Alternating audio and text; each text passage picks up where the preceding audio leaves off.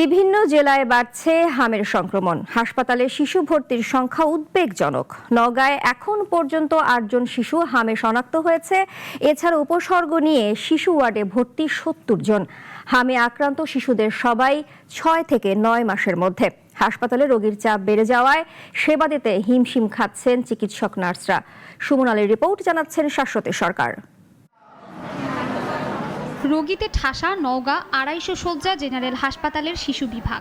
শয্যা সংকটে মেঝেতে চিকিৎসা নিতে হচ্ছে অনেক রোগীকে। জেলায় হামের প্রকোপ বাড়ায় উপচে পড়া ভিড় ঠেলে হাসপাতালে চিকিৎসা নিচ্ছে শিশুরা। এখন পর্যন্ত জেলায় হামের উপসর্গ থাকা রোগী রয়েছে ৩৬ জন।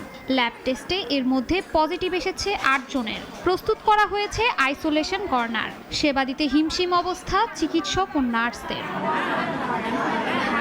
বিভিন্ন উপসর্গ নিয়ে হাসপাতালে শিশু ওয়ার্ডে বর্তমানে ভর্তি রয়েছে ৭০ জন শিশু।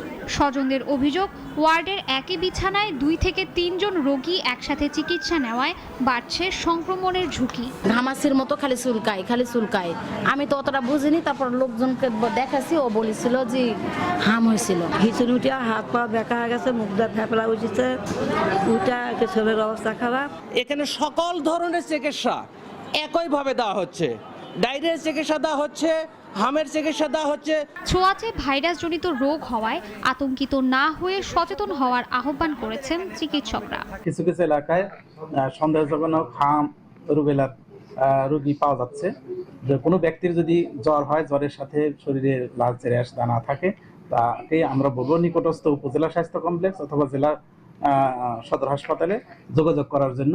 এই অবস্থায় চিকিৎসা ব্যবস্থা জোরদার, আইসিইউ সুবিধা বৃদ্ধি, পর্যাপ্ত পরীক্ষা নিরীক্ষা এবং টিকাদান কার্যক্রম জোর নিশ্চিতের দাবি জেলাবাসীর। শাশ্বতী সরকার, নাগরিক।